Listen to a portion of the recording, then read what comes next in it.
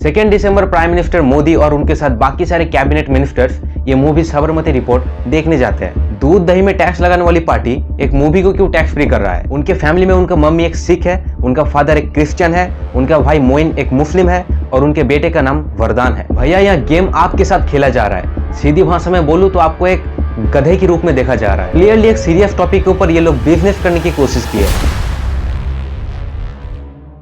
जहां अमिताभ बच्चन, प्रेम चोपड़ा, नसीरुद्दीन शाह और जैकी श्रॉफ जैसे बुजुर्ग एक्टर्स अभी भी मूवीज में काम करे जा रहे हैं, वहीं पे विक्रांत मैसी 37 साल की उम्र में अपने रिटायरमेंट घोषित कर दिया। is happening on a day when Vikrant Massey took to social media to announce that he's retiring. Instagram पे एक पोस्ट शेयर करते हुए वो कहे, The last few years and beyond have been phenomenal. I thank each and every one of you for your indelible support. But as I move forward, I realize it's time to recalibrate and go back home. As a husband, father and a son and also an actor. So coming 2025, we would meet each other for one last time. Last two movies and many a years of memories. Thank you again for everything and everything in between. According to this post, Vikrant Massey cinema industry को छोड़ रहे हैं, ऐसा उन्होंने कहा है।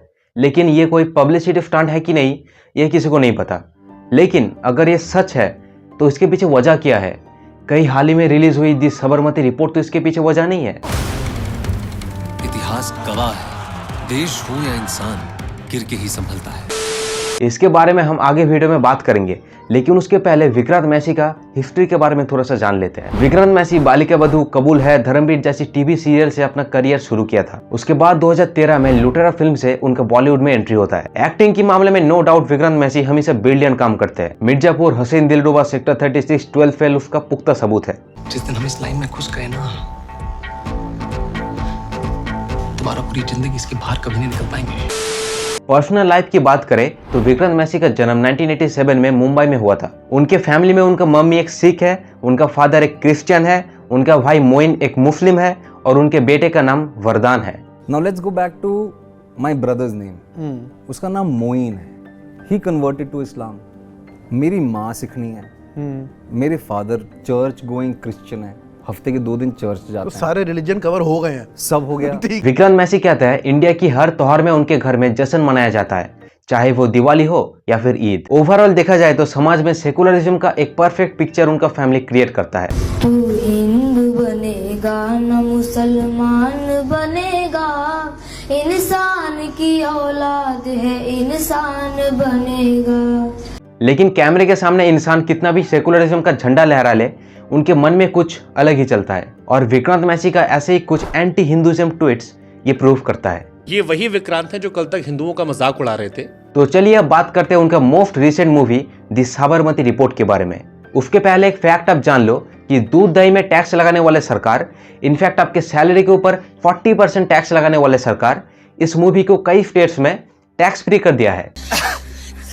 ये वही सरकार है जो कुछ दिन पहले आपका फेवरेट क्रिकेटर ऋषभ पंत के ऊपर 8 करोड़ का टैक्स लगाया है। 2 दिसंबर प्राइम मिनिस्टर मोदी और उनके साथ बाकी सारे कैबिनेट मिनिस्टर्स ये मूवी साबरमती रिपोर्ट देखने जाते हैं। Prime Minister Narendra Modi watched the movie The Sabarmati Report today evening. साथ में मूवी का पूरा कास्ट भी वहाँ मौजूद था, इंक्लूडिंग विक्रांत मैसी। और ये वही विक्रांत मैसी है जो कुछ दिन पहले एंटी हिंदुइज्म ट्वीट्स डाल रहा था, बीजेपी को पब्लिकली क्रिटिसाइज कर रहा था।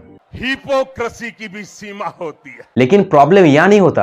प्रॉब्लम तब होता है जब आप धर्म के नाम पे वोट्स लाते हो और इलेक्शन जीतने के बाद उन्हीं लोगों को अपने पास में बैठाते हो जो लोग धर्म का ही डिसरिस्पेक्ट करता है। भैया यहाँ गेम आपके साथ खेला जा रहा है। सीधी भाषा में बोलूं तो आपको एक गधे के रूप में देखा जा रहा है। उनके हिसाब से आप एक डमी हो, आपको कभी भी कुछ भी समझाया जा सकता है और आप उनकी बात मान भी लोगे, ऐसा वो लोग सोचते हैं। पहले से उड़द की दाल रखते ना, किसी को पता नहीं चलेगा। यहाँ आप एक क्रोनोलॉजी समझिए कि साबरमती रिपोर्ट मूवी रिलीज होता है 15 नवंबर को और 17 नवंबर प्राइम मिनिस्टर मोदी इस मूवी के ऊपर तारीफ करते हुए एक रिव्यू ट्वीट लिखता है। लेकिन वही भी प्राइम मिनिस्टर मोदी 2 दिसंबर को पहली बार के लिए ये मूवी देखता है। तो भैया मूवी देखने के 15 दिन पहले आप रिव्यू कैसे डाल सकते हो? हाँ, पकड़ लिया ना? पकड़ लिया सालो। इससे आप लोगों को समझ जाना चाहिए कि दया डाल में कुछ तो काला है। अब बात करते हैं बीजेपी का इस मूवी से क्या लेना देना है। दूध दही में टैक्स लगाने वाली पार्टी एक मूवी को क्यों टैक्स फ्री कर रहा है? वेल, ये मूवी 2002 के गोधरा कांड के ऊपर बनाया गया है। एक बार के लिए सारी पॉलिटिकल एजेंडा प्रोपेगेंडा अगर हटा भी दिया जाए तो ये मूवी टेक्निकली इतना घटिया है आपको अंदाजा नहीं। शायद यही रीजन है कि इस मूवी के डायरेक्टर इस मूवी को बीच में ही छोड़ के भाग गया। गोधरा कांड जैसे एक सीरियस टॉपिक पे हिंदी इंग्लिश का कॉन्टेस्ट घुसाया गया है। जर्नलिज्म किस लैंग्वेज में करे, हिंदी में या फिर इंग्लिश में? कि सीधी सादी हिंदी टेढ़ी लगती है और वो टेढ़ी मेढ़ी अंग्रेजी सीधी लगती है। इस मूवी में विक्रांत मैसी एक न्यूज रिपोर्टर का किरदार निभाया है, लेकिन मूवी की शुरुआत में वो रिपोर्टर नहीं थे, वो तो एक कैमरामैन थे। अचानक से उनको कैमरामैन से रिपोर्टर बना दिया जाता है। ऐसे ट्रांजिशन तो सिर्फ इंस्टा के रील पे ही दिखता है। मूवी की सीरियस मोमेंट्स में भी जोर जबरदस्ती कॉमेडी घुसाने की कोशिश की गई है। इस मूवी में एक भी पॉइंट ऐसा नहीं है जहां आप में क्यूरियोसिटी पैदा होगा। इस मूवी को साइन करके विक्रांत मैसी ये साबित किया है कि वो सच में 12 फेल है। गोधरा कांड के ऊपर लालू प्रसाद ने कहा था ये कोई मसाकर नहीं है, बल्कि ये तो एक एक्सीडेंट है। मूवी में इसका कोई जिक्र नहीं है। जिन लोगों को फांसी दिया गया था उनका भी कोई जिक्र नहीं है। ट्रेन इंसिडेंट के बाद जो पॉलिटिकल गेम खेला गया था उसका भी कोई जिक्र नहीं है। क्या गुंडा बनेगा रे तू? एक्चुअली ये मूवी बनाने वक्त उनका प्लान था कि गोधरा कांड के ऊपर कुछ ऐसा मूवी बनाया जाए जिससे ना कोई कंट्रोवर्सी क्रिएट हो, ना ही मूवी फ्लॉप हो जाए और मूवी को पॉलिटिकल सपोर्ट भी मिल जाए। क्लियरली एक सीरियस टॉपिक के ऊपर ये लोग बिजनेस करने की कोशिश की है। ये मूवी टोटली पॉलिटिकली बायस्ड है। अपना इमेज व्हाइट वॉश करने के लिए मूवी बनाई गई है। लाइक वो जो एड बनाया गया था ना, वॉर रुकवा दी पापा। और यहाँ एक बात आप नोटिस कीजिए कि जो इंसान 24 घंटा काम करता है, मोदी के रूप में देश को ऐसे पीएम मिले हैं जो 24 घंटे 7 दिन काम करते हैं। जिनके पास ना मणिपुर जाने की टाइम है और ना ही प्रेस कॉन्फ्रेंस अटेंड करने की, वो इंसान थिएटर में बैठ के 3 घंटा मूवी कैसे देख सकता है? कलाकारों को इतना ये फ्रीडम है कि वो जो चाहे वो फिल्म बना सकते हैं। ये फ्रीडम है कि वो फ्रीडम है।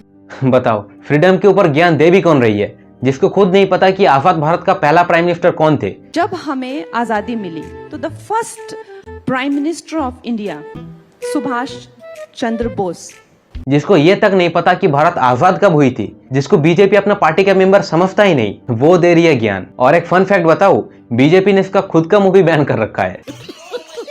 तो भैया एक बात ध्यान में डाल लो कि आपका नाम अब्दुल है या फिर रोहित, उससे फर्क नहीं पड़ता। ये पॉलिटिशियंस किसी का सगा नहीं है। इनके लिए दंगे करने जाओगे तो अपने साथ अपने स्कूल में एक साथ पढ़ने वाले दोस्तों को भी ले मरोगे।